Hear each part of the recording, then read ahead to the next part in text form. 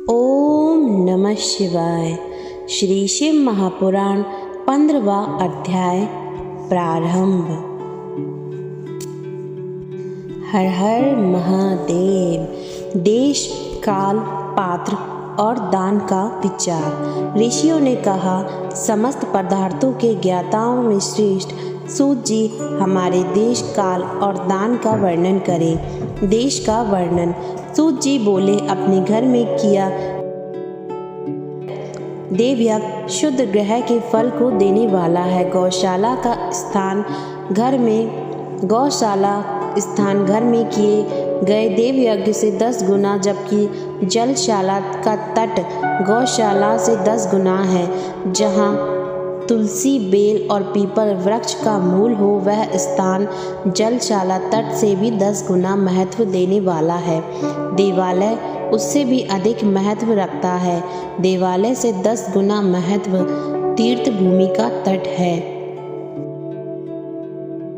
उससे भी श्रेष्ठ है नदी का किनारा तथा उसका 10 गुना उत्कृष्ट तीर्थ नदी का तट है। इससे भी अधिक महत्व रखने वाला सप्तगंगा का तट है, जिसमें गंगा, गोदावरी, कावेरी, ताम्रपाणी, सिंधु, सरयू और रेवा नदियां आती हैं। इससे भी 10 गुना अधिक फल समुद्र का तट और उससे भी 10 गुना अधिक फल पर्वत चोटी पर पूजा करने से होता है। और सबसे अधिक महत्व का स्थान वह होता है जहाँ मन रम जाए।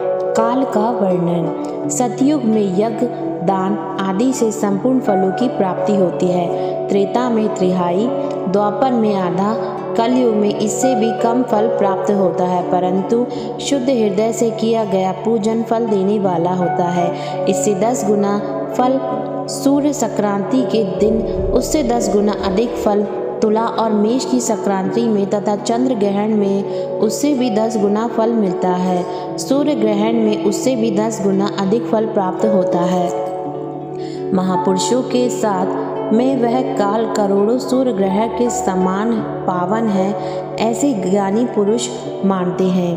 पात्र का वर्णन।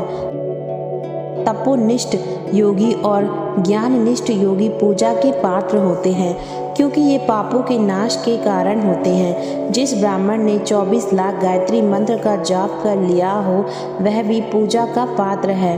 वह संपूर्ण काल और भोग का दाता है। गायत्री के जाप से शुद्ध हुआ ब्राह्मण परम पवित्र है, इसलिए दान, जाप, होम और पूजा सभी कर्मों के लिए वही शुद्ध पात्र है। स्त्री या पुरुष जो भी भूखा हो, वह अन्न दान का पात्र है। जिस वस्तु की इच्छा हो उसे वह वस्तु बिना मांगे ही दे दी जाए तो दाता उसे दान का पूरा फल प्राप्त होता है। याचना करने के बाद दिया गया दान आधा ही फल देता है। सेवक को दिया दान चौथाई फल देने वाला होता है। दीन ब्राह्मण को दिए गए दान का दाता को इस भूतल पर 10 वर्षों तक भोग प्रदान करने वाला है। वेद वक्ता को दान करने पर स्वर्ग लोक में देवताओं के वर्ष से 10 वर्षों तक दिव्य भोग देने वाला है। गुरु दक्षिणा में प्राप्त धन शुद्ध द्रव्य कहलाता है। इसका दान संपूर्ण क्षत्रियों का शौर्य से कमाया हुआ, वैश्यों का व्यापार से और शूद्रों का सेवाव्रती से प्राप्त किया धन उत्तम द्रव्य है। दान का वर्णन। गौ, भूमि, तिल, सुवर्ण, घी, वस्त्र, धान्य, गुड़, चांदी, नमक और कन्या नामक 12 वस्तुओं का दान करना चाहिए। गोदान से सभी पापों का निवारण होता है और पुण्य की प्राप्ति होती है।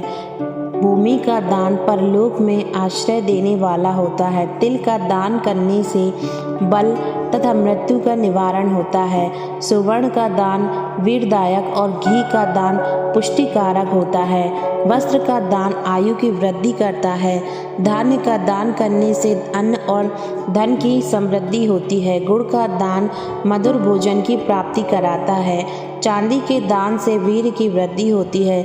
लवण के दान से सट रस भोजन की प्राप्ति होती है। कोल्हाड़ या कुष्मांड के दान को पुष्टिदायक माना जाता है। कन्या का दान आजीवन भोग देने वाला होता है। जिन वस्तुओं से श्रवण आदि इंद्रियों की तृप्ति होती है उसका सदा दान करें।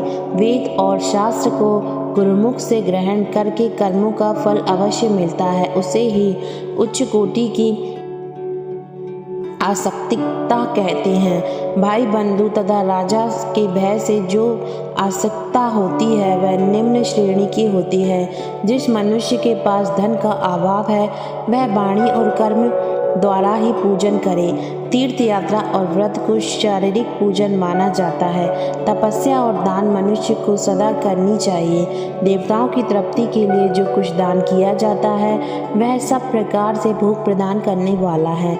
इससे इस लोक और परलोक में उत्तम जन्म और सदा सुलभ होने वाला भोग प्राप्त होता है।